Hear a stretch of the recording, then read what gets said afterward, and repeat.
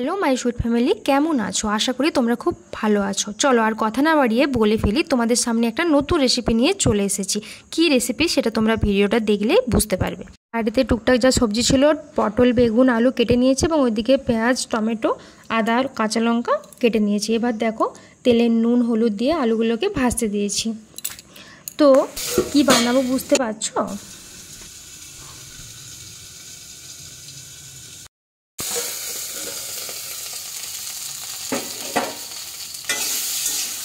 তো আমি আলুগুলোর উপরে পটল আর বেগুনগুলোকে দিয়ে দিয়েছিলাম, তোমাদেরকে সেটা দেখানো নেই কারণ আলুগুলো সিদ্ধ হতে বেশি সময় লাগতো। আর পটল, আলু, বেগুন তিনটাকে ভালোভাবে ভেজে নিয়ে তারপর কড়াইতে তেল দিয়ে শুকনো লঙ্কা, গোটা জিরে ফোড়ন দিয়ে আমি কেটে রাখা কুচি কুচি করে পেঁয়াজগুলো যেগুলো কেটে রাখা ছিল সেগুলোকে আমি দিয়ে দিই। যতক্ষণ না ব্রাউন হচ্ছে পেঁয়াজগুলোকে ভেজে যাবো। এবার পেঁয়াজগুলোর উপরে 3-4টে কাঁচা লঙ্কা কেটে রেখেছিলাম, সেই কাঁচা লঙ্কাগুলোকে দিয়ে দিলাম। চলো তোমরা দেখতে থাকো।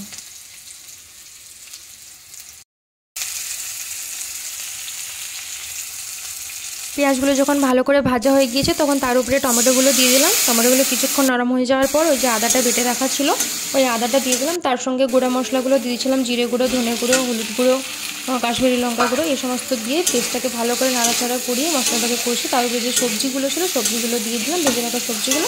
এবার কিছুক্ষণ কষিয়ে নিচ্ছি।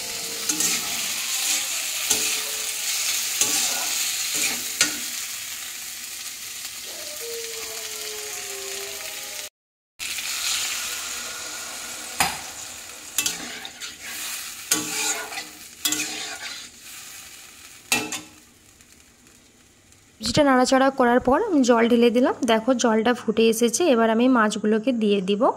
বাটা মাছটা আমার খুব ভালোই লাগে। বাটা মাছটা আসলে একটু শক্ত, আর আমি মাছটা একটু বেশ কড়কড়ে ভাজা ছাড়া খেতে পারি না। আমি মাছ হালকা ভাজা একদম খেতে পারি না। তো বাটা মাছটা সেই হিসেবে বাটা মাছটা অনেকটা শক্ত, বেশ ভালো। তো দেখো খুব সুন্দর করে মাছগুলো ভাজা হয়েছে, পুরো পাঁপড় ভাজা হয়ে গেছে দেখে বুঝতে পারছো। তো মাছগুলোকে ঝোলের মধ্যে দিয়ে দিলাম। এবার মাছের মধ্যেও তো যেহেতু নুন দিয়ে ভাজা ছিল, তো মাছের মধ্যে একটা নুন আছে, সেই নুনটা বেরিয়ে যাবে। তো ঝোলটা এবার একটু টেস্ট করে তারপরে নুন ঝালটা দেখে নিয়ে ঝোলটা নামিয়ে দেবো। দেখো তোমরা ঝোলটা ফুটে এসছে।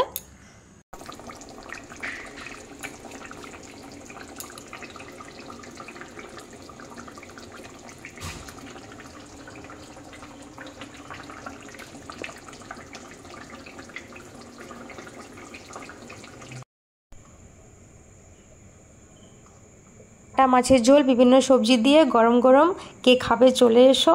মাছের ঝোল রেডি হয়ে গেছে, আর ভাত তো হয়ে গেছে, তোমাদেরকে দেখালাম।